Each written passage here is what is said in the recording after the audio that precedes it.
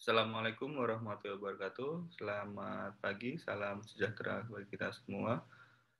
Pada kesempatan pagi hari ini, saya akan mencoba memaparkan pada kuliah hama benih dan pasca panen. Izinkan saya share screen sebagai dahulu. Baik, untuk minggu ketiga ini terkait bahan simpanan dan serangan hama. Jadi kalau kemarin terkait pengenalan hama primer dan sekunder, nanti juga ada sedikit pengenalan hama primer dan sekunder yang ada di bahan simpanan dan gudang. Jadi untuk kondisi bahan simpanan umumnya dari produk pertanian itu mudah rusak dan kecepatan rusaknya sebagian besar ditentukan oleh komposisi kimia dan faktor fisik lainnya. Jadi misalkan karena adanya respirasi dari buah-buahan tersebut atau karena proses lanjutan, karena serangan hama dan sebagainya, itu adalah produk pertanian.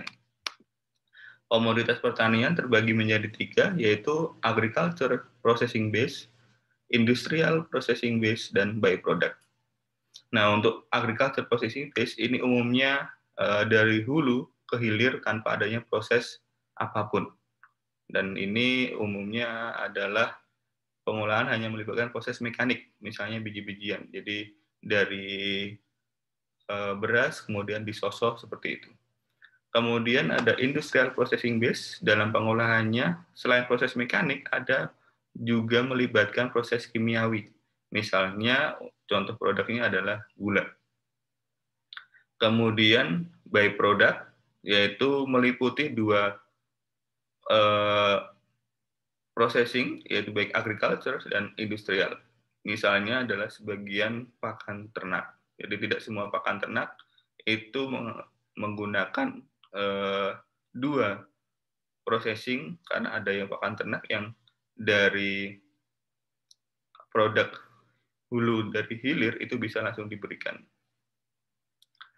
Kemudian untuk karakteristik fisik kimia dan biji-bijian utama umumnya itu mempunyai suatu struktur biji yang mampu melindungi biji tersebut dari serangan hama, kemudian suhu, kemudian kelembaban dan sebagainya. Jadi setiap biji itu mempunyai struktur tertentu dan spesifik. Untuk padi atau gabah dan beras, struktur fisiknya ada sekam yang terluar, kemudian ada perikarp, kulit arinya, ini yang umumnya melindungi biji atau melindungi beras. Ada perikarp ini, kemudian ada embrio, kemudian ada endosperm. Nah, sekam sendiri terdiri dari leema dan palea yang tertutup keras oleh trikoma. Jadi trikoma ini adalah duri halus yang sangat keras. Dan fungsi dari sekam ini adalah untuk menahan serangan beberapa jenis hama gudang. Jadi sekam ini memang fungsinya cukup dominan. Makanya orang-orang dulu biasanya menyimpan beras itu masih dalam bentuk beras utuh, gabah utuh, belum ketika mau dimasak baru mau dilakukan processing base seperti itu. Ini tadi struktur bijinya. Ini sekamnya yang terluar, perikarpnya ini, endospermnya ada di tengah, embrionya ada di pangkal. Komposisi kimiawi dari sekam padi. Nah, ini senyawa kimia pada sekam padi terdiri dari beberapa komponen, ada air, abu, silika, nitrogen, dan sulfur, serta senyawa lainnya.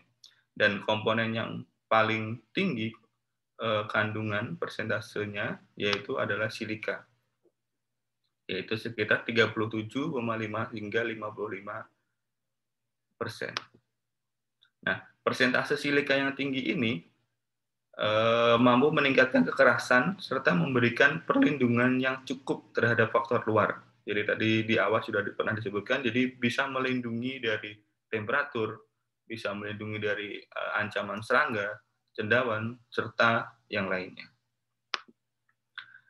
Komposisi kimia sekam padi itu beras pecah kulit, yaitu artinya adalah biji kering atau istilahnya adalah Caryopsis yang dilindungi oleh perikarp. Nah, perikarp sendiri dibagi menjadi 3 lapisan, ada epikarp, mesokarp, dan lapisan antara. Nah, biasanya ketika beras ingin dimasak, sebelumnya dilakukan yang namanya pelepasan perikarp, atau istilahnya adalah proses penyosohan. Dan hasil penyosohan atau beras tanpa perikarp ini disebutnya adalah beras sosoh. Semakin tinggi penyosohan, semakin tinggi juga derajat sosohnya. Artinya beras yang dihasilkan akan semakin putih, karena nanti lapisan perikarpnya ini akan lama-kelamaan hilang. Perikarp melindungi butiran beras dari pergerakan oksigen, jadi mengurangi respirasi dari beras tersebut, kemudian melindungi pergerakan dari CO2 juga, uap air, dan juga melindungi beras dari infeksi cendawan dan penurunan mutu. Jadi sebenarnya memang ketika kita menyimpan beras itu untuk jangka waktu yang cukup lama, seperti orang-orang dulu, itu lebih bagus menyimpannya dalam bentuk gabah seperti itu. Ini tadi Caryopsis, ini adalah biji keringnya yang dilindungi oleh lema dan pale di awal. Nah, untuk komposisi berasnya tadi ketika ada proses penyosohan, ada proses processing base-nya tadi, itu dikategorikan untuk melihat standar mutu berasnya. Jadi ketika kita membeli beras di pasar atau di supermarket seperti itu, semakin mahal umumnya disebabkan karena kualitas berasnya atau standar berasnya itu tinggi. Dan ini erat kaitannya dengan adanya processing atau adanya serangan atau yang lainnya, sehingga menyebabkan butir dari beras tersebut sudah tidak utuh lagi. Jadi ketika beras itu disebut beras kepala, yaitu harus beras utuh, butirannya utuh, dalam satu beras itu utuh, atau lebih dari 6/10 butiran tersebut masih utuh. Artinya butir patahnya lebih besar. Jadi yang berwarna biru ini adalah butir patahnya. Ini dikategorikan sebagai beras kepala. Kemudian butir patah itu 6/10 atau sampai setengah dari butiran, disebutnya butir patah. Sedangkan butir menir yang umum kita ketahui itu kurang dari 2/10 bagian. Tetapi malah beberapa banyak peminatnya dari beras menir ini karena mempunyai daya tarik sendiri dan mempunyai tekstur beras yang unik dibandingkan beras utuh yang itu sudah biasa. Tapi malah saya lebih menyukai adanya beras menir ini karena ya strukturnya yang unik saja. Kualitas nutrisi beras kita semua sudah tahu bahwa komponen yang utama itu adalah karbohidrat. Sedangkan di beras juga sebenarnya sudah meliputi ada protein, lemak, serat, abu, dan sebagainya. Jadi karbohidrat ketika rekan-rekan di sini butuh karbohidrat, beras yang bisa digunakan alternatif, dan umumnya bukan alternatif lagi, malah itu menjadi hal yang utama untuk kasusnya masyarakat Indonesia. Standar kualitas beras sosoh di Indonesia untuk kelas A itu kadar air maksimalnya adalah 14%. Jadi tidak boleh lebih. Kalau lebih nanti malah umumnya yang timbul adalah cendawan. Karena semakin lembab maka sangat disukai oleh cendawan. Derajat sosoh minimalnya 100%, jadi tidak boleh kurang. Butir patahnya maksimal 10%, butir menirnya 1%, butir hijau dan sebagainya menyesuaikan. Sedangkan untuk kelas B berarti artinya berada di bawahnya dari kelas A. Untuk persyaratan standar kualitas, jadi ketika ada produk yang ingin diperjualbelikan, kemudian dilakukan standar kualitas, umumnya harus bebas dari beberapa komponen. Salah empatnya, yaitu bebas dari serangga dan hama lain yang hidup di dalam komoditas tersebut, bebas dari bau yang tidak sedap. Jadi umumnya ada komoditas yang tidak ada serangganya, tapi baunya tidak sedap. Karena di situ ada muncul cendawan yang membuat baunya menjadi tengi, seperti itu. Bersih dan bebas dari cemaran kulit ari, nah ini juga menjadi penting ketika kita tidak bersih melakukan processing base-nya, itu malah menjadi ada cemaran. Serta bebas dari kontaminasi bahan beracun, baik yang terlihat secara visual, misalnya ada berwarna merah, kuning, dan sebagainya, atau disebabkan karena deteksi organoleptik. Nah, kalau tadi terkait beras, kita sudah umum, kemudian jagung juga sebenarnya juga sudah umum kita ketahui. Digunakan sebagai konsumsi manusia, bisa dikonsumsi langsung, atau bisa dimanfaatkan untuk pakan ternak. Strukturnya ada kulit ari, pati keras, pati lunak, serta embrio. Ini kalian lebih tahu karena bidang kalian. Nah, di jagung ini ada pigmen antosianin dan karotenoid. Dan umumnya, pigmen tersebut memberikan warna yang spesifik pada butir jagung.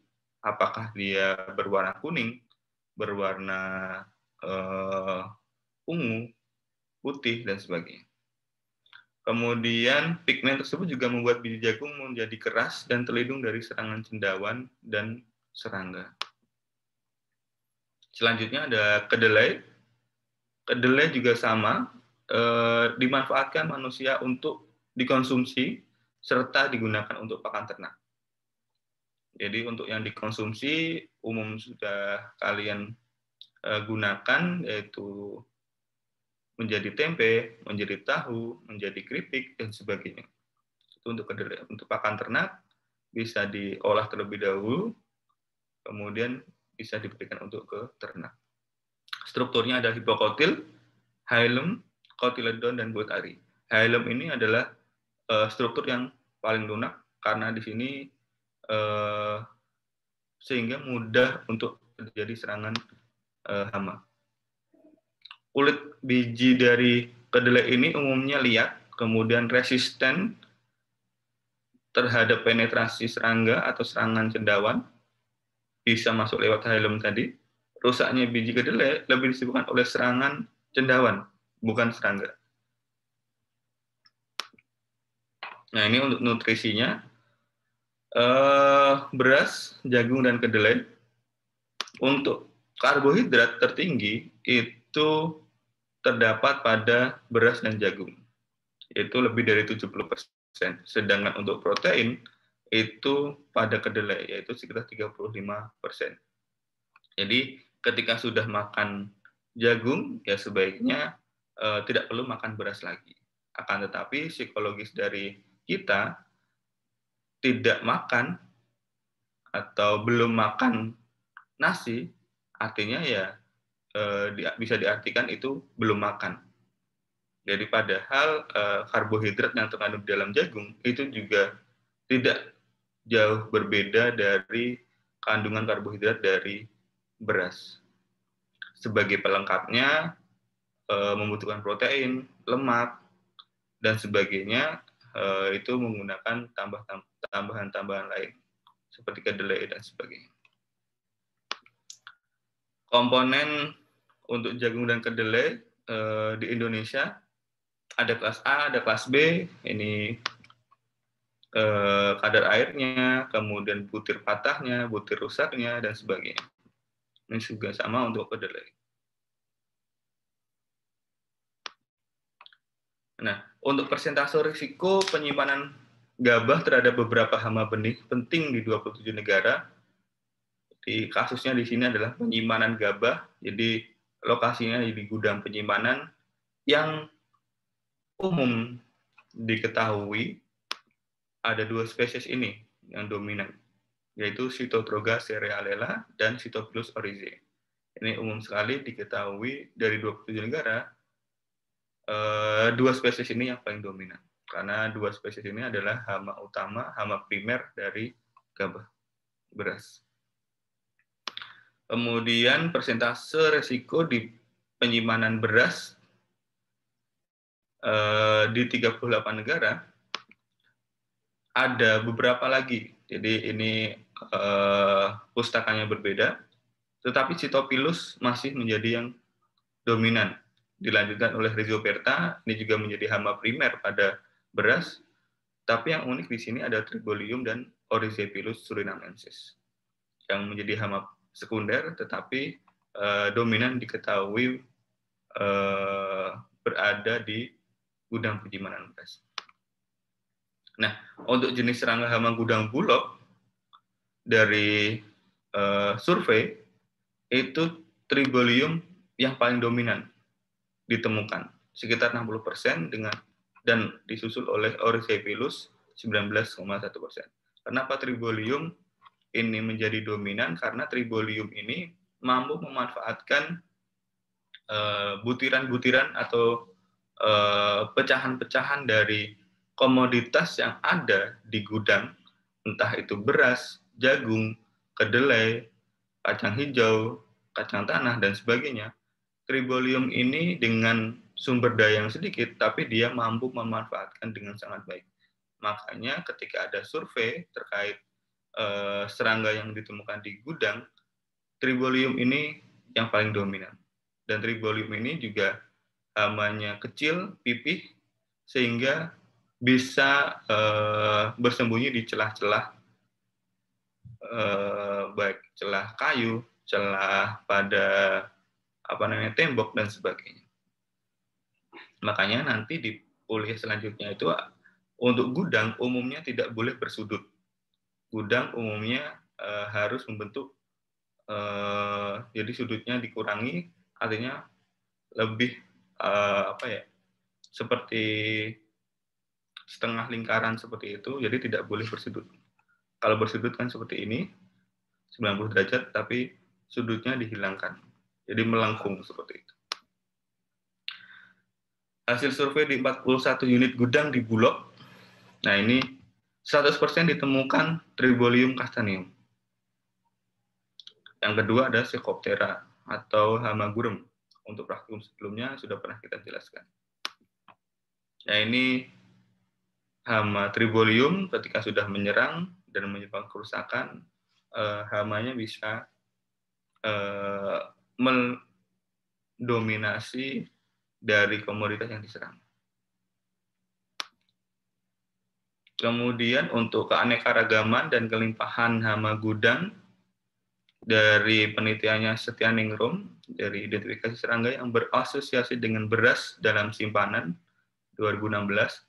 Jadi Ibu Setianingrum ini melakukan penelitian terkait memperangkap hama gudang baik menggunakan UV, corong bersusun, kemudian jatuhan, likat kuning, jatuhan itu pitfall trap, likat kuning itu sticky trap, yellow, kemudian pengumpanan. Nah ini yang paling dominan adalah Cristolestes ferruginus, serta disusul hama gurem Lipocelis. Sedangkan Tribolium masih di posisi yang ketiga ini. Jadi berbeda lokasi penelitian, berbeda lokasi bahan simpanan, berbeda lokasi, berbeda komoditas yang ada disimpan, itu mempunyai jenis hama yang dominan yang berbeda juga yang ditemukan. Tapi serangga-serangga seperti Tribolium, Cytopilus ini seringkali muncul di mana-mana. Kemudian ada Ilato et al. 2012, penelitiannya di Gorontalo pada beras di gudang tradisional dan modern. Nah, ini diketahui yang paling dominan untuk di beras. Kalau di beras mungkin jelas, yaitu hama utamanya adalah Cytopilus. Lokasinya ada 3, Motilango, Tulang Ngohula, Boliohuto. Nah, kalau itu terkait keanekaragaman, kemudian kelimpahannya, kemudian struktur kimiawi maupun struktur fisik dari beras, kemudian kedelai dan jagung. Nah, ini melanjutkan dari pengenalan hama primer dan sekunder yang sebelumnya. Ada beberapa hama yang perlu dijelaskan. Yang pertama adalah Dermestes lardarius dari famili Dermestidae. Ini ciri khasnya warnanya coklat hingga gelap, tetapi di bagian pangkal elytra ini dia berwarna coklat. Ini ciri khasnya. Dan terdapat bintik 6-8, bintik hitam ini 6-8 pada elytra bagian depannya ini. Kemudian antenanya kapitat atau menggada. Untuk keperidiannya atau satu betina dalam satu siklus hidup bisa menghasilkan 100 hingga 800 telur. Siklus hidupnya 40-50 hari. Ini untuk larvanya berambut atau berseta seperti ini untuk seluruh tubuhnya. Kemudian ada urogompi atau embelan yang berbentuk lancip. Meskipun lancip, ini sebenarnya tidak lancip seperti duri, tapi lancipnya hanya bentuknya saja. Ini pada abdomen ruas ke-9. Komoditas yang diserang adalah ada ikan kering, daging asap, keju, kemudian makanan kucing, anjing, dan sebagainya.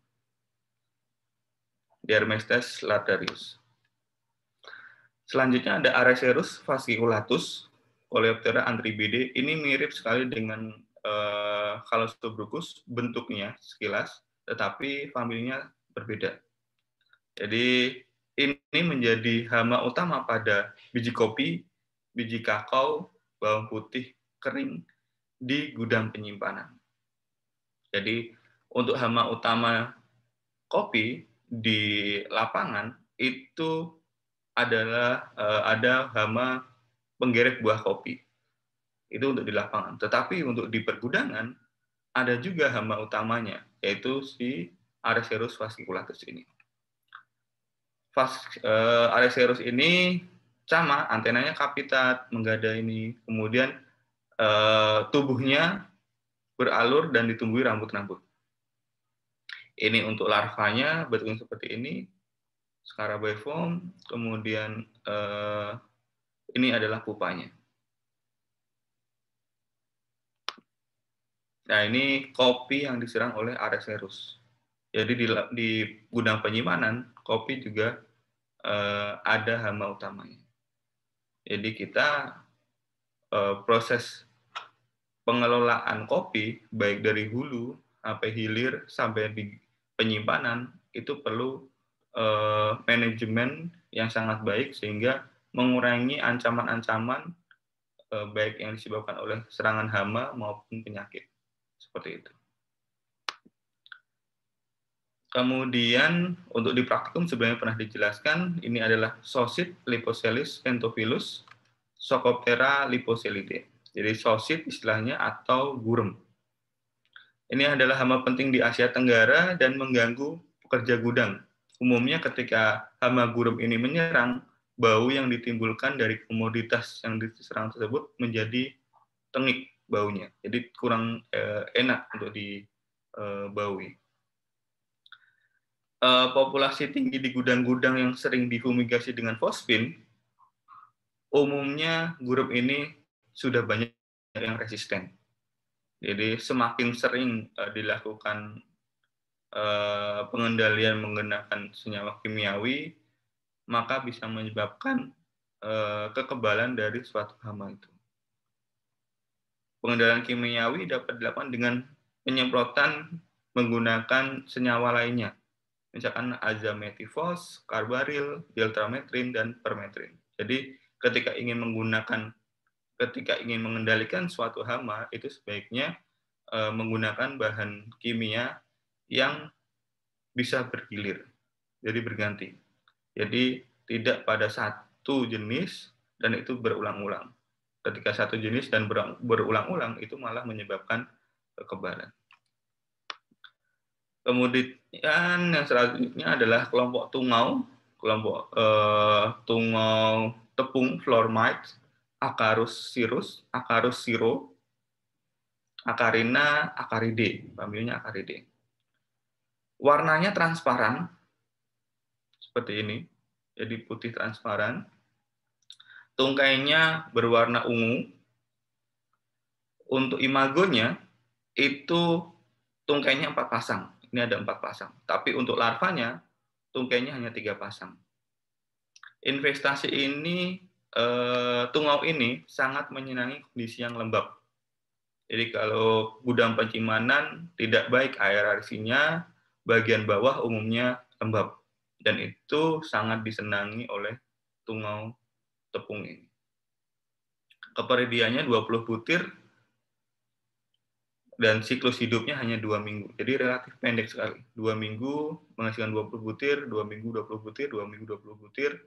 Nah, dalam waktu 1 bulan sudah 400 anakan yang dihasilkan dari satu induk. Satu induk 400 dalam 1 bulan. 10 induk 4.000. Nah, kita tinggal mengalihkan saja sebenarnya. Selanjutnya, komoditas yang diserang adalah biji-bijian serealia, pangan ternak, tembakau, dan lain-lain. Itu paparan untuk praktikum minggu ketiga. Selanjutnya untuk sesi diskusi kita bisa lanjutkan di WhatsApp group atau media yang lainnya. Dari saya sekian, terima kasih. Wassalamualaikum warahmatullahi wabarakatuh.